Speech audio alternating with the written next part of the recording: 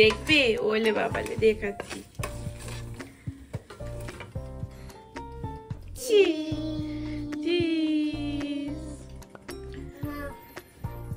দেখবে। নমস্কার, আমি সুস্মিতা।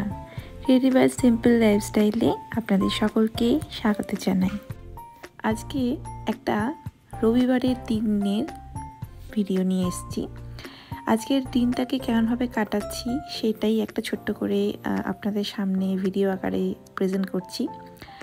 আজকে যেহেতু রবিবার, খুব মন্ডা মেধাই রান্নাবান্না, খুব খাওয়া দাওয়ার ইচ্ছে থাকে, কিন্তু আজকে ভাবলাম যে একদম সিম্পলভাবে রান্না করব।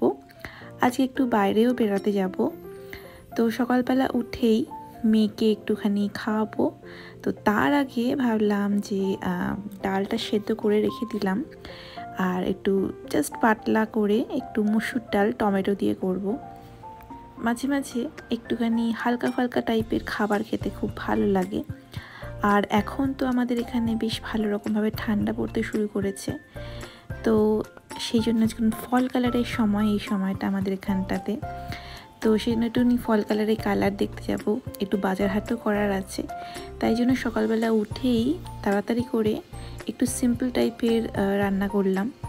একটু পাতলা করে ডাল, এগুলো খেতে যে আমার কী ভালো লাগে। এগুলো সবসময় আমাদের প্রতিটা বাড়িতেই একটা কমফর্ট ফুড হিসাবে একে ধরা হয়। তো আমার কাছে ওরকম কিছু না। কমফর্ট ফুড বলতে, সত্যি কথা বলতে, আমার কাছে সেরকমভাবে কিছু না। যখন কিছু মনে হয় তখনই সেটা যদি বানিয়ে নিই বা কেউ যদি বানিয়ে দেয়, সেটাই আমার কাছে কমফর্ট ফুড। তো এখন বেরোবো, তাই মেয়েকেও একটুখানি ভারী করে একটুখানি সুজি খাইয়ে দিচ্ছি। আর এখন মেয়েকে জামা কাপড় পরিয়েছি, এবার উনি খাবেন না, উনি বেড়াতে যাবেন। তো ওকে এখন অনেক রকমভাবে শান্ত করানোর চেষ্টা হচ্ছে। আর বিশ্বাস করবেন না, এই সময়টা আমার কাছে সব থেকে পছন্দের সময়, কারণ এই সময়টাতেই আমি ওকে ভালোভাবে চটকে মটকে আদর করতে পারি। বাকি সময়টা তো পাই পাই করে ছুটে পালায়, কিছুতেই ধরতে পারি না। তাই এই সময়টাকে আমি বেশ এনজয় করি। মন খারাপ হয় যখন কান্না থামাতে পারি না, কিন্তু ওকে যখন এরকম আদর করে বুঝিয়ে যখন কিছু একটা সবার লাস্টে যখন একটা হ্যাপি এন্ডিং হয়, তখন মানে নিজের প্রতি একটা আনন্দ যে আমি পেরেছি আমার মেয়েকে একটুখানি শান্ত করতে, বা আমি পেরেছি আমার মেয়েকে একটুখানি বুঝিয়ে সুঝিয়ে ওকে শান্ত করতে। কারণ এই বয়সে বাচ্চারা তো খুব একটা বুঝতে চায় না, কিন্তু ওকে যে বোঝাতে পেরেছি, ও যে আমার কথাগুলো বুঝতে পারছে, সেটাই আমার কাছে একটা বিশাল বড় একটা মানে সাকসেসফুল একটা সময়। ব্রেকফাস্ট করে নি। Sit down. দাঁড়িয়ে আছে দেখো, সিট ডাউন। আমরা খাবো, ঠিক আছে যাই। ছোটবেলার মুহূর্তগুলো কি তাড়াতাড়ি চলে যায়, অথচ এই সময়টা যেন মনে হয় তাতে করে কবে যে বড় হবে, কবে যে নিজের কাজটা নিজে করতে পারবে। কিন্তু এই যে রাগ ভাঙানো, রাগ করে উনি এত কিউট কিউট পোজ দিয়ে দাঁড়িয়ে থাকে, এইগুলো যে আমার কাছে কতটা স্পেশাল একটা মোমেন্ট, কি বলবো। যাই হোক, মেয়েকে খাওয়াতে খাওয়াতেই এখন একটু প্ল্যানিং চলছে যে কখন আমরা বেরোবো, কখন কি করব। আর আজকে যেহেতু সকালবেলা এখন মেয়ের ব্রেকফাস্ট করিয়েই আমরাও এখন ব্রেকফাস্ট করব। আজকে একটুখানি মাফিন বানিয়েছি। এটা কিন্তু বাসি যে কালকের ভাত ছিল সেটা দিয়ে বানিয়েছি। যখনই আগের দিনে এরকম ভাত থাকে, তখনই আমি সেই ভাতটা দিয়ে এইরকম অমলেট বা এরকম মাফিন টাইপ কিছু বা আরও অনেক রকমেরই রেসিপি আমি বানিয়ে নিই, বিশেষ করে ব্রেকফাস্টে। এই রকম রেসিপি আমি বলতে পারেন ছেলেকে টিফিনেও দিই। কিছুই না, এর মধ্যে জাস্ট অমলেটের মতো ডিম দিই, আর বাকিতে বাড়িতে যদি কোনো সবজি থাকে সেগুলো একটুখানি করে দিয়ে দিই, কুচি কুচি করে করে একদম জাস্ট মেখে ব্যাকে বসিয়ে দিই। আর যদি অমলেট করেন তাহলে অমলেটের মতো করে পুরো প্যানের মধ্যে বসিয়ে অল্প আঁচে বসিয়ে দেবেন, আর ওপর দিয়ে একটু চিজ দেবেন, ব্যাস। খেতে অসাধারণ, কেউ বুঝতেই পারবে না যে আপনি এর মধ্যে ভাত দিয়েছেন। এতটাই হেলদি এবং এতটাই পেট ভরা খাবার, মানে এটা খেলে আর আপনার অনেকক্ষণ আপনার পেট এতটাই ভরা থাকবে, আর কিছু খেতেও ইচ্ছে করবে না। যাই হোক, আমরা এখন বেরিয়ে পড়েছি, বাজারে যাব। তো তার আগে বাজারে যেতে যেতে প্রাকৃতিক শোভা দেখতে দেখতে যাচ্ছি। আর চারপাশটা এত সুন্দর কালারফুল গাছে ভরে গেছে। এই সময়টা আমাদের এখানটাতে বলতে পারেন হেমন্তের সময়, ঠান্ডা বা শীত আসছে তার আগে সব পাতাগুলো যেহেতু ঝরে যাবে, শুকিয়ে ঝরে যাবে, তার আগেই এত সুন্দর রঙিন বেশে চারিদিকটা পুরো ভরে যায়। দেখবার জন্য মানে বলতে পারেন আমরা অনেক দূর দূর ঘুরতে যাই অনেক জায়গায়, কিন্তু বাড়িরই সামনে যে এত সুন্দর ভিউ পাবো সেটা মানে ঘুরতে মানে বিশেষ করে বেরোলেই বোঝা যায়। তো আমরা এখন ভ্যালি ফোর্সের ওপর দিয়ে যাচ্ছি, যেহেতু একটু কালারটা দেখব তাই জন্যই ভাবলাম যে একটুখানি ঘুরে ঘুরে যাই।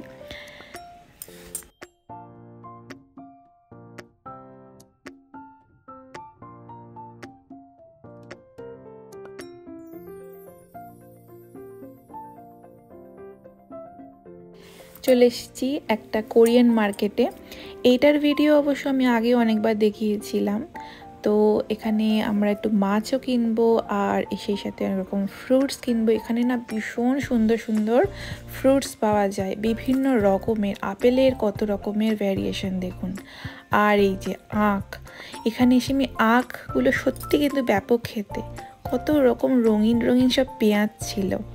আর সবথেকে ফেভারিট কালেকশন এখানে যেটা মাছের কাউন্টার, সেটা আমার মেয়ের কাছে খুব পছন্দের। আমি আসলেই আগে এখানে মাছগুলোকে দেখাই।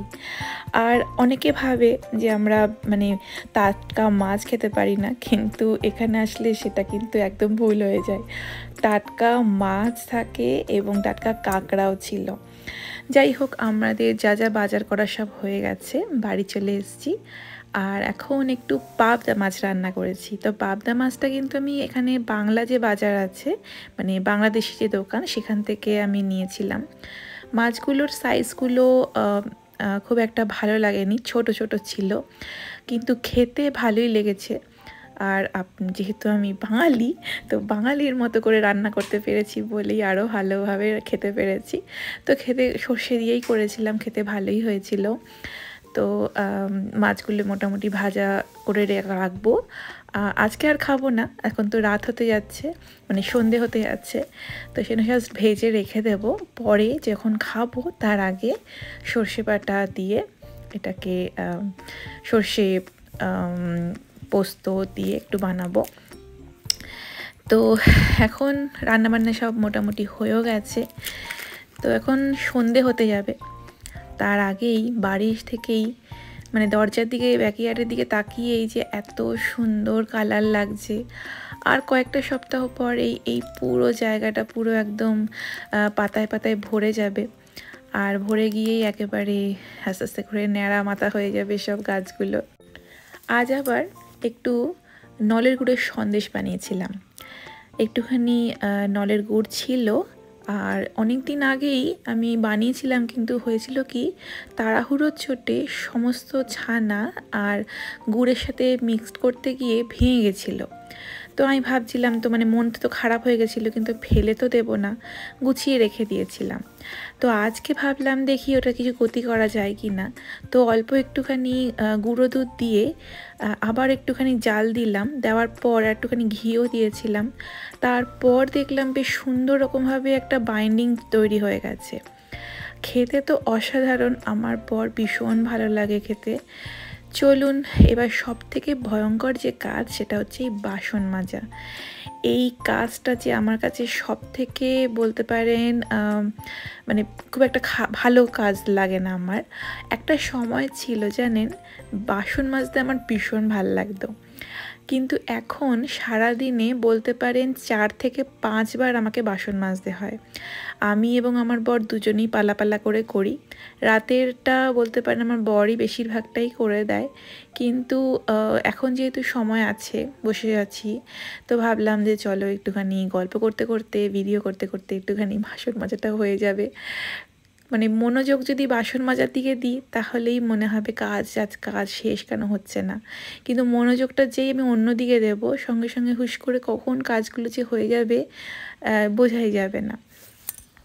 এখানে এদেশে হেল্পিং হ্যান্ড নেই বললে আমরা মন দুঃখ করি বা অনেকে ভাবেন যে কেন হেল্পিং হ্যান্ড নেই, কিন্তু বিশ্বাস করবেন না, এর পেছনে বা একটা পাশে একটা ভালো দিকও আছে। সেটা হচ্ছে অনেক কাজ নিজে নিজে করতে করতে এমন হয়ে যায় যে কেউ যে মানে কারোর জন্য ওয়েট করতে হয় না, কারোর কে কখন এই কাজটা করে দেবে তারপর আমাদের একটু রেস্ট হবে, তা না।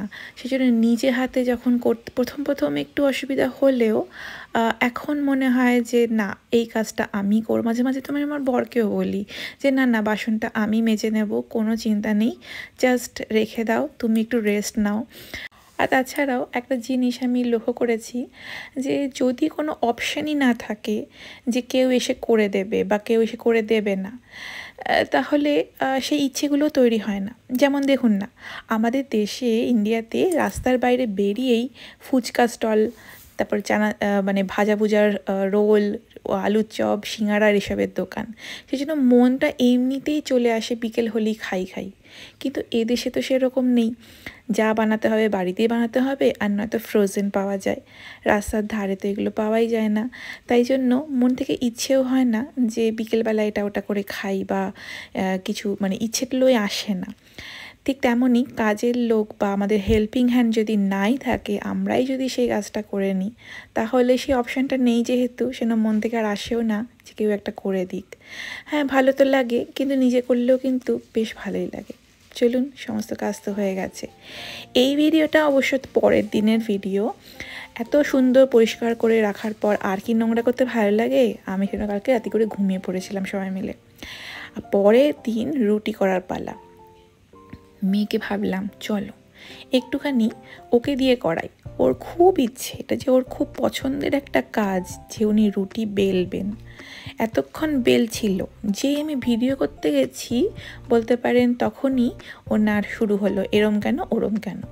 যাই হোক, এই ভিডিওর আকারেও যে এই মোমেন্টগুলোকে যে ক্যাপচার করে রাখছি, শুধু আপনাদের সাথে না, বলতে পারেন আমার কাছেও একটা সুন্দর স্মৃতি বহন করবার জন্যই এই ভিডিওটা করে রাখা। তো যাই হোক, এখন মানে মজা তো লাগে। আমার রুটি মোটামুটি হয়ে গেছে করা, আর ওই জন্যই একটাই পড়েছিল, তো ভাবলাম ওকে দিই। বিকেলবেলা একটুখানি রুটি ফুটি করার পর বসেই ছিলাম, তো আমার কিছু বন্ধুরা বললো যে চলো একটু বেরিয়ে আসি। তো বাইরে প্রচণ্ড হাওয়া, প্রচণ্ড ঠান্ডা ছিল, তো আমরা তিনজনে মিলে একটু জাস্ট বাইরেটা ওয়াক করেছি, করে চলে এলাম বাড়িতে। এখন আমার অবশ্য কোনো কাজ নেই, এখন আমি একটু মনের আনন্দে বসে একটুখানি কালারটা করব আমার আঁকাটার। এই আঁকাটা আমি বলতে পারেন 1 বছর আগে থেকে স্টার্ট করেছিলাম, কিন্তু কিছুভাবেই কমপ্লিট করতে পারছি না। এইটা আবার তার পরের দিনের মানে হ্যালোউইন যেদিন ছিল, সেই হ্যালোউইনের দিন আমার সবাই সাজুগুজু করছে। আমার মেয়ের কাছে এটা সেকেন্ড হ্যালোউইন, সেই জন্য ও এখন একটুখানি বুঝতে শিখে গেছে, তাই জন্য একটু প্রিন্সেস ড্রেসটা কিনে দেওয়ার পর ওর যে এই জামাটা যে ওর কী পছন্দ হয়েছে, এখন উনি এখন প্রিন্সেস সেজেছেন।